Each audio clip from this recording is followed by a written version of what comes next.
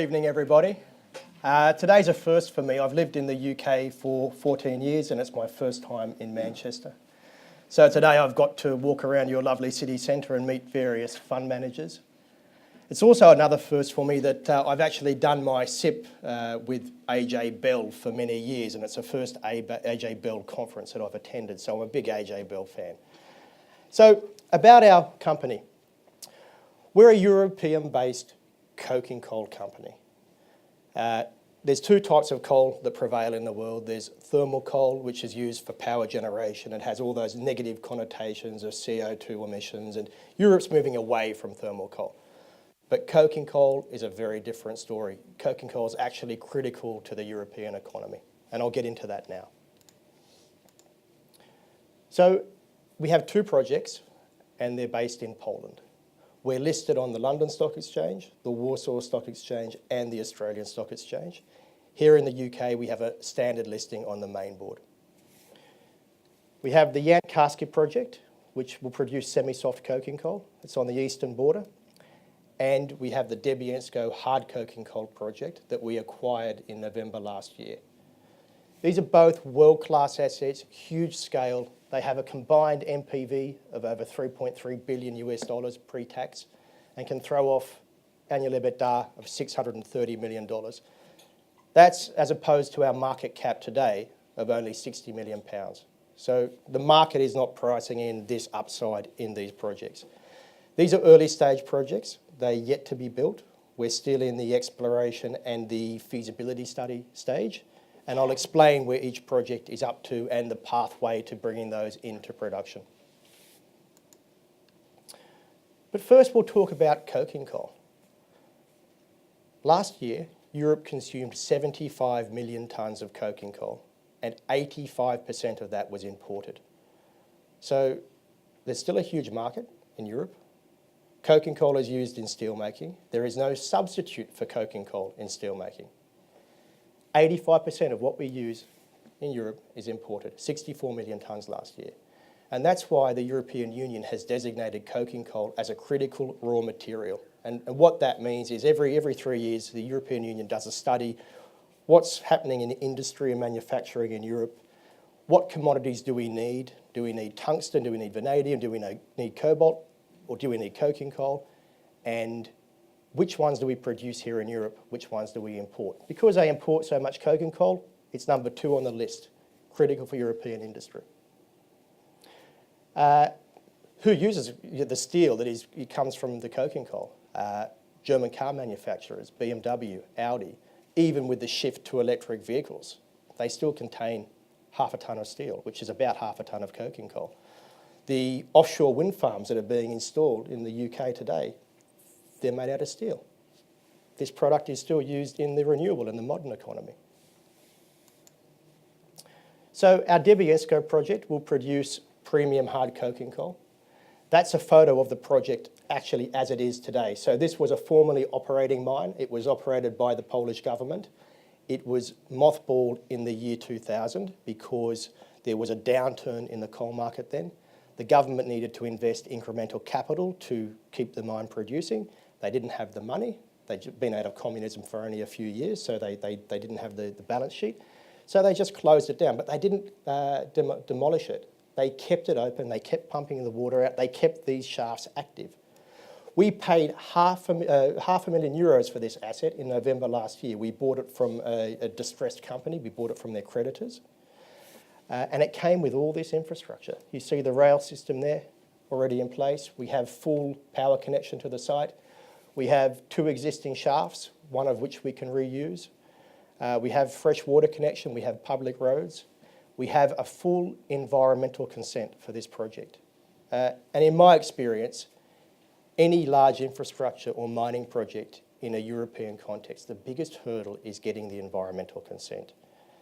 This has already occurred for this project, and I'll talk more about that a little later. So this project can produce 2.6 million tonnes per year of hard coking coal, average operating cost of $147 a tonne. The sale price today for hard coking coal is $200 a tonne. So you can see there's a huge margin, operating margin in this project.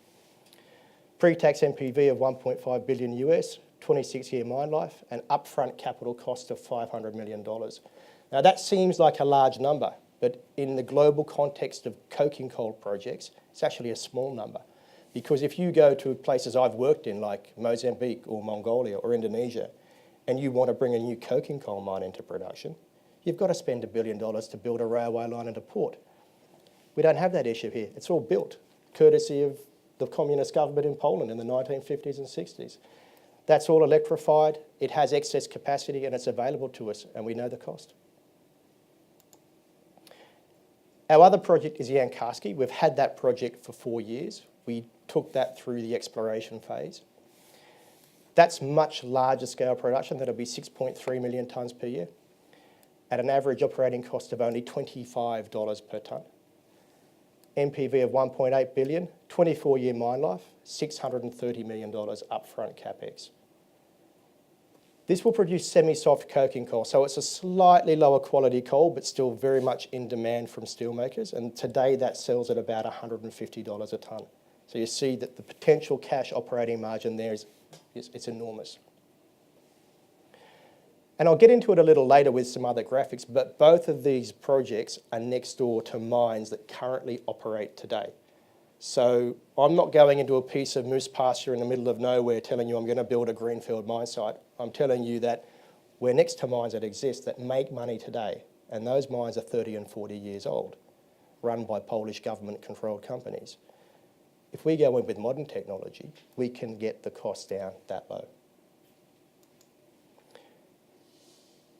And we call our assets Tier 1 assets. What does Tier 1 mean? It means world class. What it means in my world is that a large mining company will one day want our projects and we might get bid for. There might be an M&A deal. And that's typically the life cycle of a junior mining company like ours. We de-risk it all, we do all the exploration work, we do all the technical and financial studies, we get the financing, we may even start building them. We'll probably get a knock on the door and someone paying a takeover premium. So what makes a coal asset a world-class asset or a Tier 1 asset? Sovereign risk, is it a good country to operate in? High quality product, yes we have that, we have high quality coking coals. Significant scale, is it big enough in NPV to make a difference for a major mining company? And these assets certainly are, over 1.5 and 1 billion NPVs. Long life, over 20 years, very low cash costs, and the major infrastructure is in place. So this table here is actually, we've gone and looked at all of the pre-production coking coal companies around the world that are listed on a public market. And we've compared them to these criteria.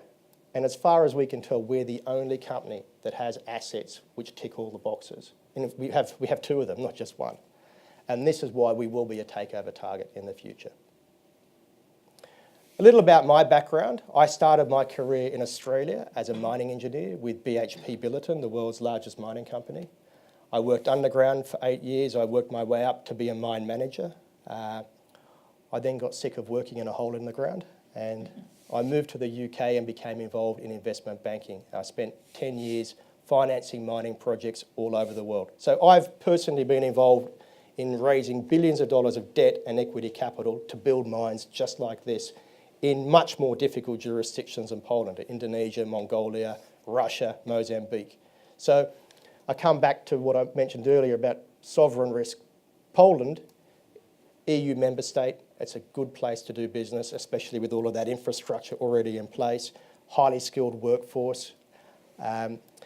Look at where all the other assets we can find are based. Russia, Indonesia, and there's some smaller ones in the UK and Canada. South Africa, that's a pretty tough jurisdiction at the moment for investment, as is Mongolia. So I think we're very well placed. We've got a very strong cash position. So we've got about 17 million Australian dollars cash on the balance sheet at the moment and no debt. We had a private equity fund based out of London called CD Capital invest into Prairie Mining in 2015. They put $15 million in. They've come in with another $2.5 million a few months ago. They, on a see-through basis, control around 32% of Prairie Mining. But it's a really, it's a coup for us to have such a good name private equity fund investing in our company. They sit on the board. They let me get on with the business I'm best at. They don't interfere. And they're long-term players. They've got 12-year money. Market cap today, it's around £60 billion. Our share price went up 200% last year, especially on the back of our acquisition of the Debiensko asset, and because coking coal prices actually went up last year. So all of these junior mining companies, they will be following the underlying commodity price in terms of their equity valuation. Coking coal in January 2016 was $80 per tonne. By December 2016, it was $300 a tonne. So you can see the whole sector has re-rated. And what's happening because of that is the big companies are producing excess cash flows now, and the shareholders will either want the money paid out in dividends or tell them to go and acquire assets. So we will see the next M&A cycle building in the coking coal sector because of that. People ask me, Ben, how are you going to finance $500 million of capital to build a new mine? Well, for the Jan Karski project, we actually have an answer for that. We've signed a strategic cooperation agreement with a company called China Coal. And China Coal are China's second largest coal mining company. They produce about 150 million tonnes of coal per year. But more importantly, they're the world's most prolific builder of coal mines. They've constructed more coal mines in the last decade than the rest of the world put together. The expertise in mining goes to where the mining happens. So, if you meet mining executives in London, typically they're South African, Canadian, or Australian because that's where all the mining occurs. In the world of coal mining, it's in China. Little fact, 25 years ago, China was producing 1.5 billion tonnes of coal per year. Last year, they produced 4.3 billion tonnes of coal. They've added over 3 billion tonnes of coal production in 25 years. And it's absolutely prolific. It means they've been building hundreds of coal mines every year. They have the expertise. So the deal with China Coal is that they're completing a bankable feasibility study on the Jan Karski project. That'll be finished in the next month or so. And they want a wraparound construction contract to build this mine in Poland. In return for giving them that, they have to bring me a Chinese bank financing package. We've met the banks, we've already been talking to them, they've offered financing terms, they're quite favourable. I don't know if any of you have heard about the Chinese new foreign direct investment program called the One Belt, One Road program.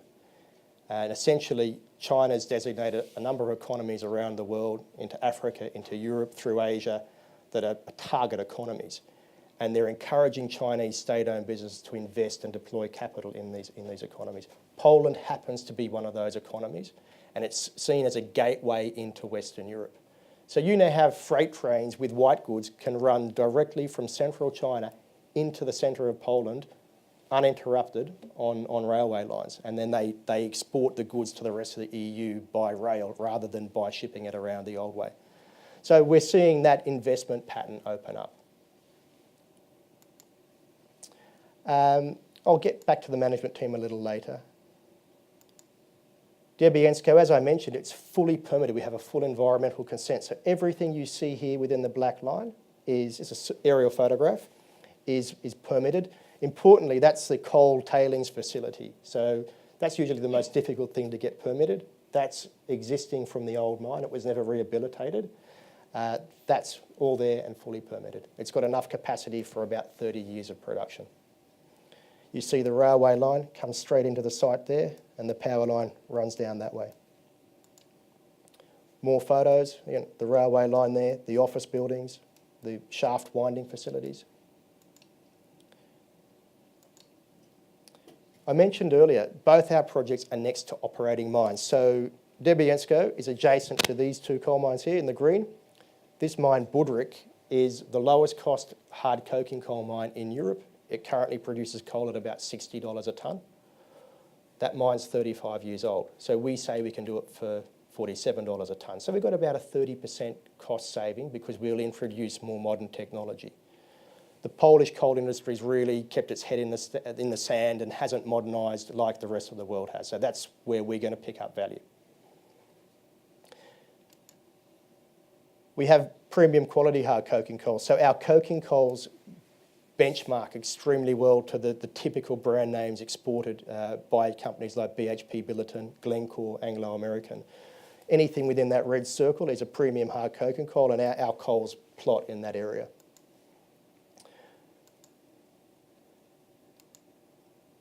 More pictures of the roads that lead to the Debiensko mine site. But what I want to show you is this.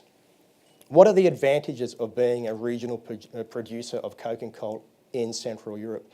Central Europe has a prolific steelmaking industry. That includes Germany. The blue dots are steelworks. The orange dots are coking plants that take the coking coal and turn it into coke, which goes into a blast furnace. So you see, within a few hundred kilometres rail distance from our Debiensko project, there's millions of tonnes of coking coal required.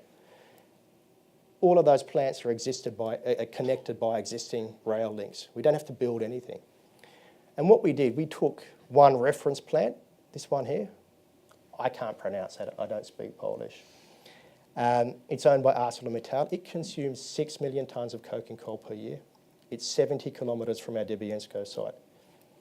We can export coal to there and deliver it within 24 hours at a cost of about $4.50 per tonne.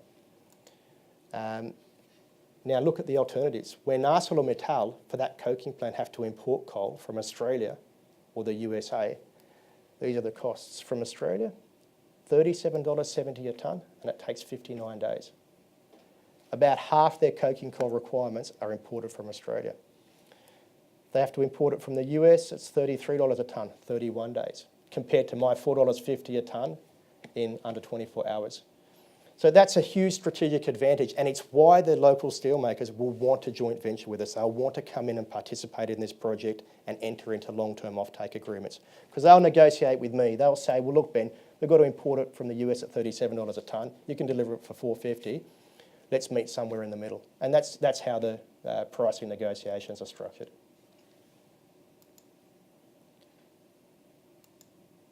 So next steps at Debiensko, because it's got its full environmental permit, it's got a 50-year mining concession, all the permitting stuff is out of the way. So it's de-risked a lot from that perspective.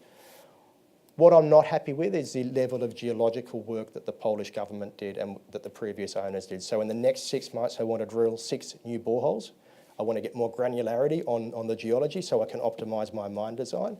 And that will feed into a feasibility study, which I think will be published by the end of 2018. We'd then look to start construction and financing in 2019. How am I going for time here? Got a few minutes. The Jan Karski project. Our concession is there, outlined in the dark blue. All of those yellow dots are historical information we inherited from the Polish government. It was all drilled during communist times. We've gone in and put 8 new boreholes in to verify the old data.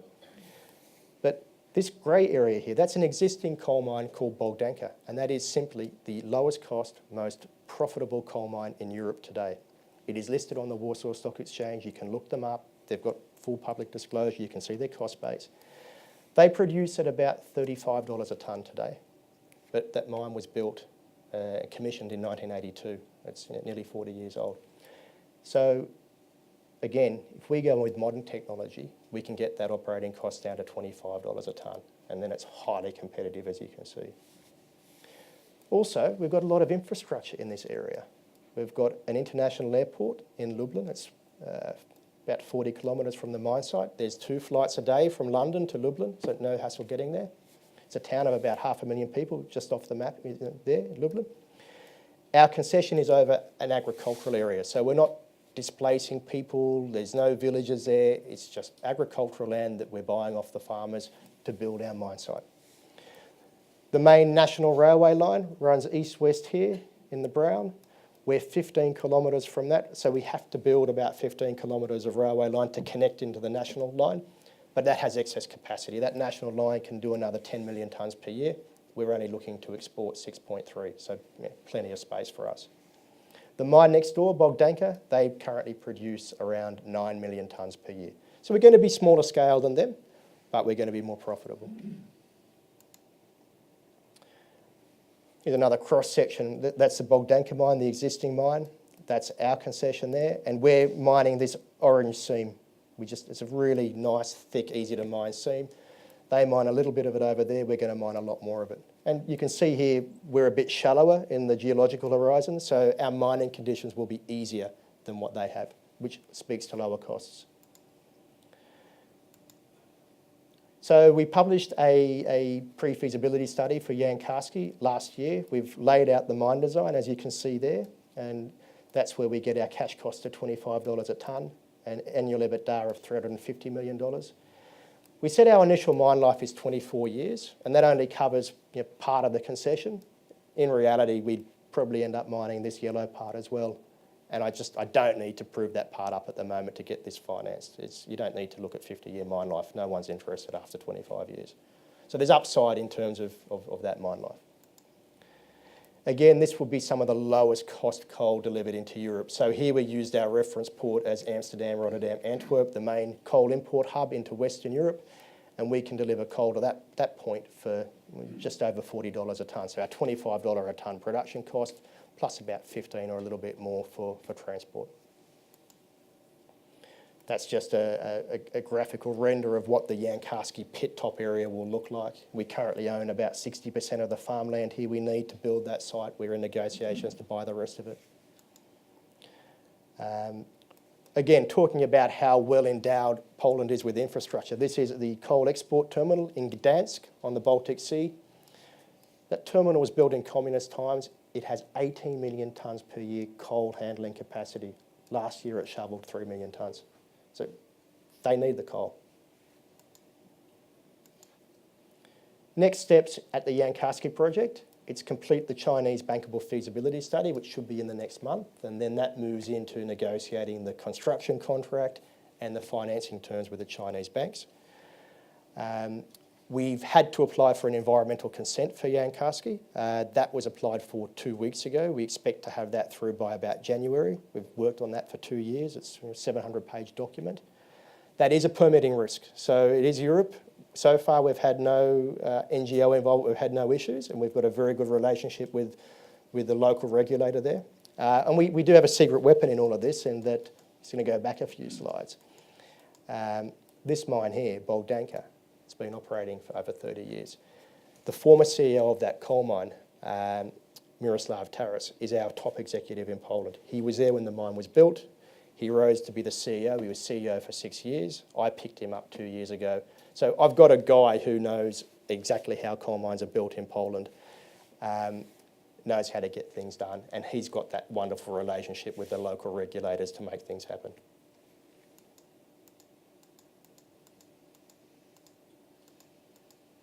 So why should you buy shares in Prairie Mining? We've got 2 Tier 1 coking coal projects with unparalleled access to highly favourable markets. These regional European markets with 85% dependence on imports is a fantastic scenario for us. So we've got 2 large-scale, long-life coking coal assets in proven coal bases next door to operating mines. It takes a lot of the technical and operating risk out of the equation. We're the lowest cash cost projects with high operating margins. So we would be the lowest cost coking coal delivered into European steelmakers by a long margin. And what that means is that even when prices come down again, when the commodity cycle softens, we'll still be profitable. We've got high quality products. So our products benchmark very well to internationally traded coking coals, and we have the rail infrastructure already available to us. We don't pay any additional money for that. And finally, coking coal is still a critical raw material for Europe. So I'd like to invite any questions. Okay. Do you have any questions for Ben, please? Oh, there's a few here. Gentlemen, Chris, thank you. On the first project, the mines that are adjacent to it, what's their lifespan, and what would happen to the infrastructure if those mines didn't exist? If those mines didn't exist, the infrastructure wouldn't be there.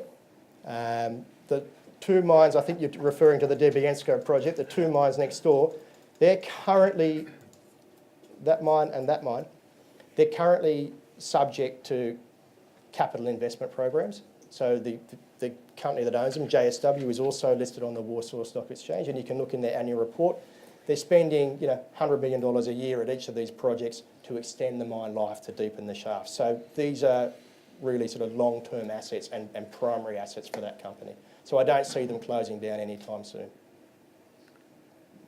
Was there a second part to your question, or was there... No? Gentleman here, please. Two questions. How sensitive is the price of coke to the fluctuating price of steel? Yeah, no, it is. And I don't have an exact figure for you. So coking coal? If the Chinese were to have another flood of cheap steel onto the European market, and then the European steel market feels depressed again, surely that's going to hit your... It would, and that's absolutely correct, and that's what happened. So in the last 5 years, we saw, we came out of the commodity bull cycle, we saw prices for all commodities drop off, and we were left with a hangover, which was overproduction of steel in China. A lot of those steel works in China have closed down now, so they've actually reduced capacity, and they're operating at high utilisation rates in the existing plants. But as you would know, the US and Europe have gone a long way now to placing tariffs on Chinese dumping of cheap steel. So it's no longer the problem it was 3 or 4 years ago. And what we've seen in Europe is companies like ArcelorMittal, they've been making money again, their operating margins are up, the price of steel is up, but most importantly, their plants in Central Europe are running at 82% utilisation, whereas 4 years ago they were at 75%. And that utilisation factor is probably more important to their economics than the input material prices. And a second question, you said that you'd been involved in various M&A activity in a former life, and you talked about a takeover bid being likely at some point.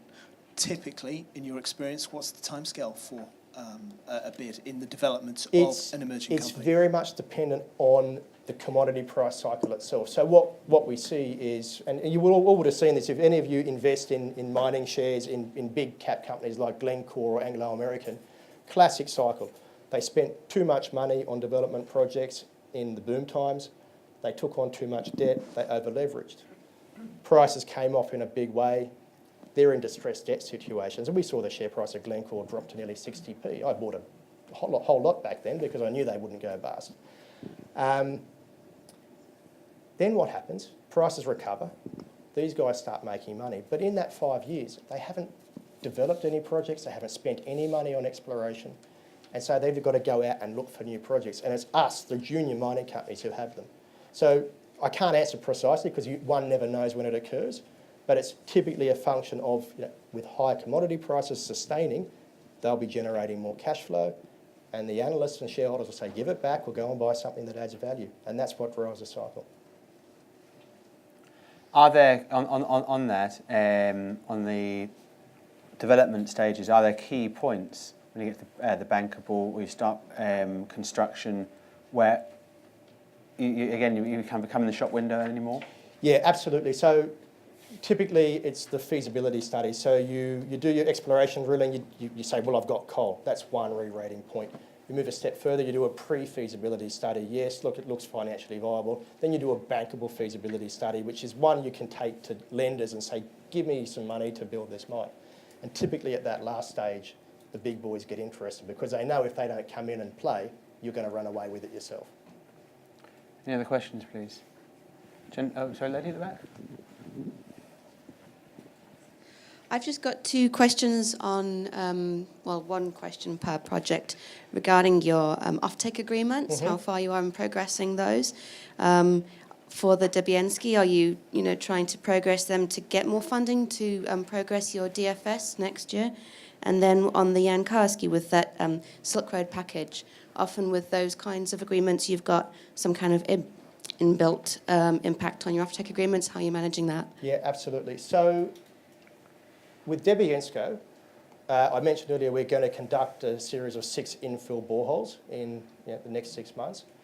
And I'm going to use the quality results from those for my offtake agreement negotiations. And so where I'm disappointed with the Polish historic data is its coal quality coking parameter data is not good enough for a modern day international steelmaker. So that conversation with the steelmakers will come a little later. I've initiated discussions, but I'd like a whole lot more data before I get into hardcore talks with them. For Jan Karski, it's a little different because we've got some of that data now and we have shared it with steelmakers and we are talking with them, and I can't really say any more than that. What I can say is that when they have to switch to imports like they've all had to in the last 5 years, it costs them $15 to $20 more per tonne. So they have a vested interest in having secure local supplies at lower costs. So the motivation is there. Now with the Chinese, we have met with the Chinese banks. We've been offered indicative terms. There's 2 Chinese state-controlled banks who we're talking to at the moment. They've partnered with China Coal in other overseas development projects. Some of you might have heard of Vedanta, London-listed Indian mining company. China Coal's building their Hindustan zinc mine at the moment. China Coal have worked with these banks in the past in Bangladesh, in Turkey, in Vietnam on financing other projects. So they come as a sort of package. You work with them, you get the banks that they work with. And yes, offtake agreements will form part of the financing package. So we have to perfect the whole lot at once. Do you have time for one last question, if anybody has anything else they'd like to ask at this stage? I'll just have a quickie before we wrap up then. How did the relationship with China Coal come about? Did the people you knew, or how was the introduction? Yeah, so I worked for about 5 years at a bank called Standard Chartered Bank, a British bank, but really an emerging market-focused institution. And we had big offices in Beijing and in Hong Kong. And I was their banker, so I was helping China Coal look for overseas acquisitions of coal mines. They never actually bought one, which was a great move on their part because everybody else who did came unstuck. So they made a great decision. So when I left banking and joined Prairie Mining, I just brought the relationship along with me. I've been to China several times and seen what they can do. And over the years, I sort of slowly introduced them to the project. They came to Poland, they saw it. They've been to the mines next door. They know it's tangible, they know it's real. And that's how it happened. Very nice. Okay. You're going to stick around for a drink now? Yeah, for sure. Okay, well, if you have any further questions for Benjamin, please ask him the difficult ones over a bottle of beer. And that's it for us. So thank you all very much indeed for coming.